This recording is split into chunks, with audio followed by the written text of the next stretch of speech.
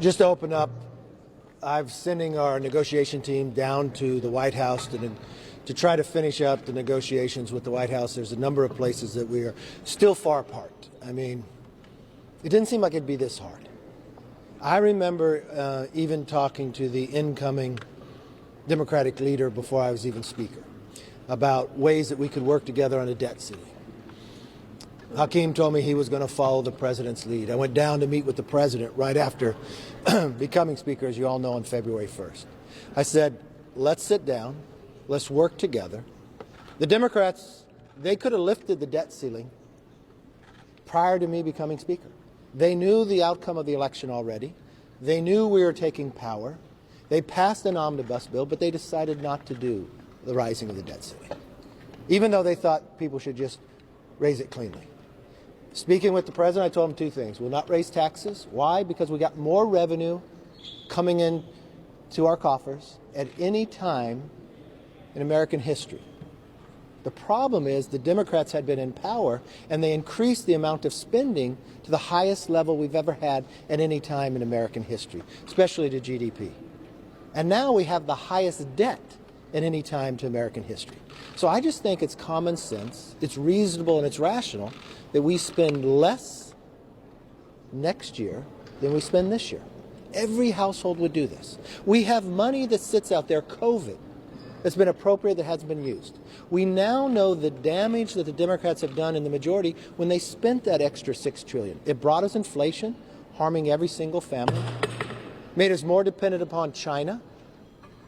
It created 3 of the largest 4 bank failures in American history in the last couple months. We cannot continue down this path.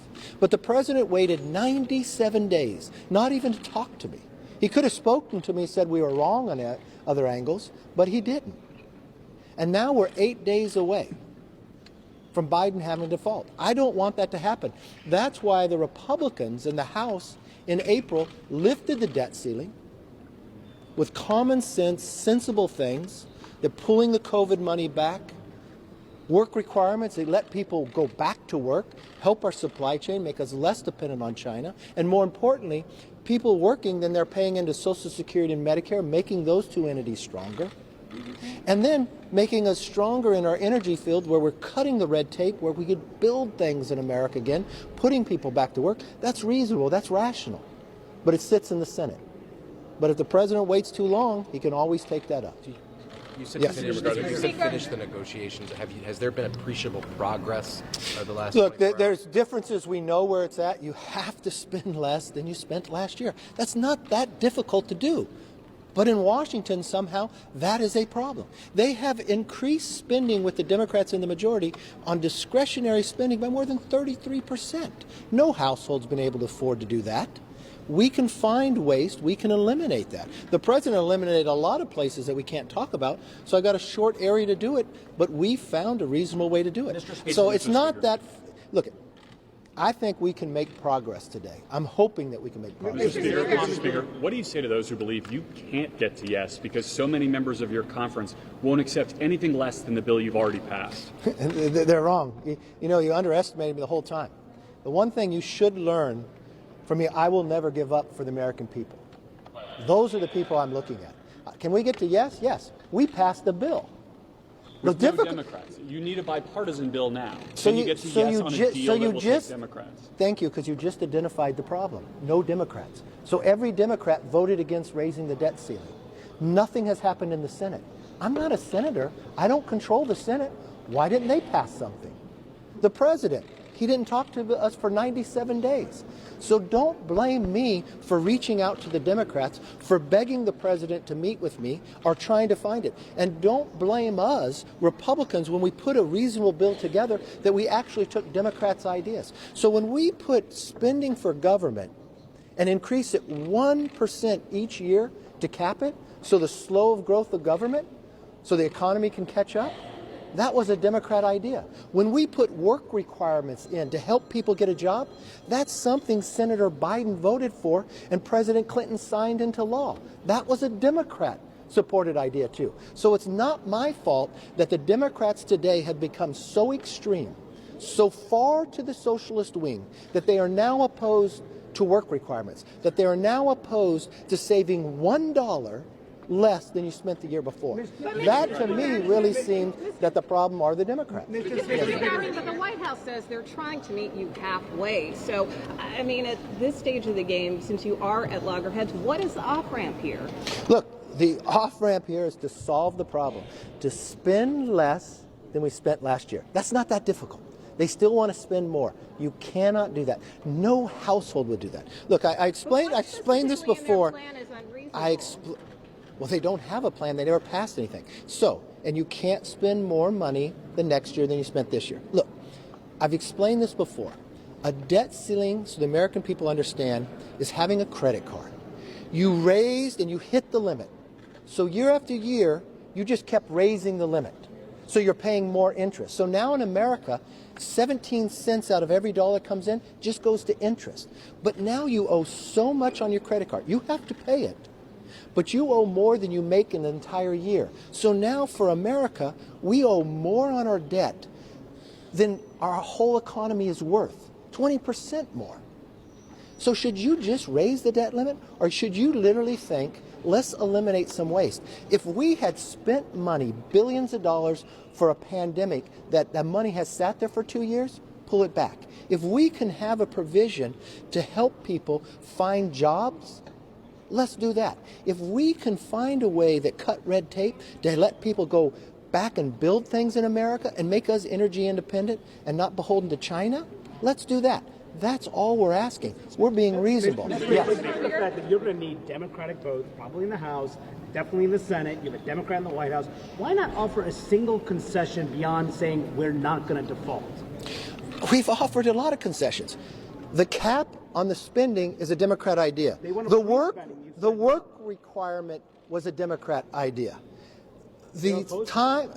I can't help it if the Democrats have become so extreme and now is a party of Bernie Sanders than the party where Joe Biden was elected. Joe Biden is the president of the United States. He is the head Democrat. But if AOC and Bernie Sanders is going to run their party, that's not my fault.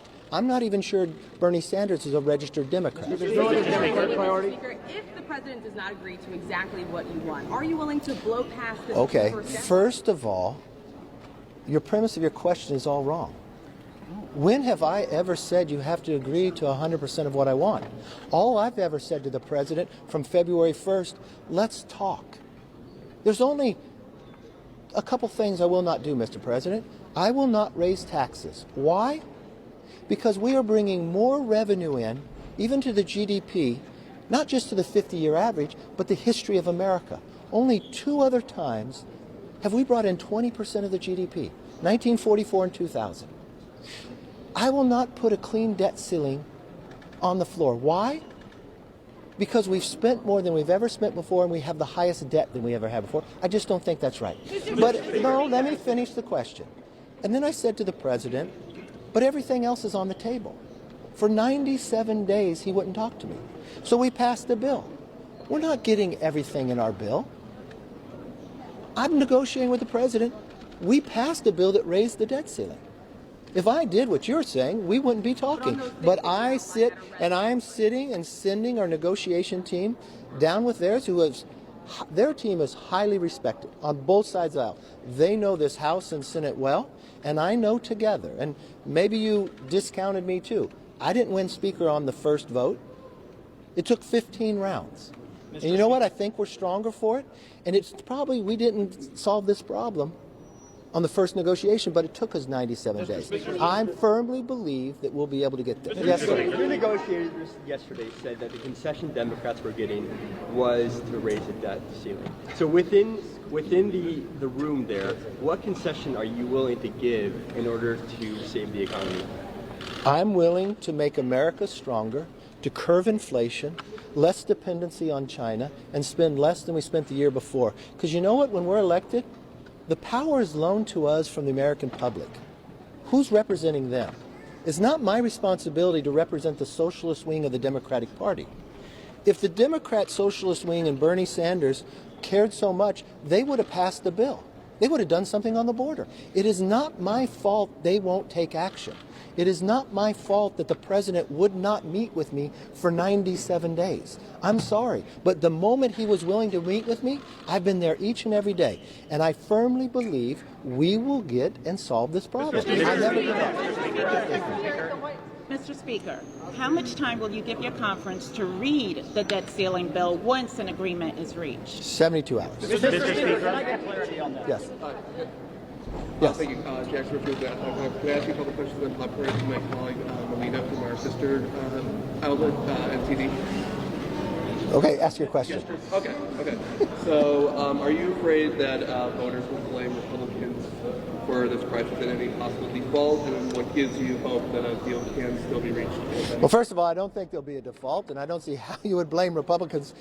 If there's any blame Republicans have, we're the only ones who acted.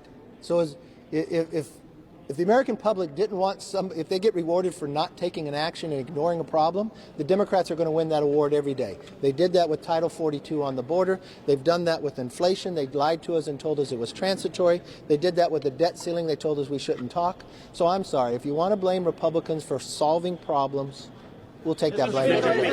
Yes, ma'am. Yes. Will you blame progressives then if we default? Look, the only thing I look at, if the Democrats control the Senate and they control the White House, and they wouldn't even do a bill and they wouldn't even communicate, I don't think I have to say who's to blame. If the Republicans have passed a bill that raised the debt ceiling, did it in a responsible, sensible way, I think the American public understand that. But first of all, let me tell the American public, I am not going to give up. We're not going to default. We're going to solve this problem. I will stay with it until we can get it done. But let's be honest about this. We have to spend less than we spent last year. It is not my fault that the Democrats cannot give up on their spending. And you would think, if you have the most revenue in the history of coming in, but when the Democrats were in power, they spent the most money. So we have the most expenses going out, the expenditures. It's not a revenue problem, it's a spending problem. And then you have the highest amount of debt. Don't you think that would finally wake them up to be sensible? Now, look, I don't want to point things out, but we have a new here with CNN. I just heard on your news station that 60% of Americans believe the debt ceiling should only be raised after you found savings. So to your question, I think we're representing the American public, and that's what we'll continue to do. Look, I apologize. I got to open up the House. I appreciate spending time with you. We'll continue to keep you updated as we go, and I look forward to the days. Thank you all very much. What's the timeline that you're working with?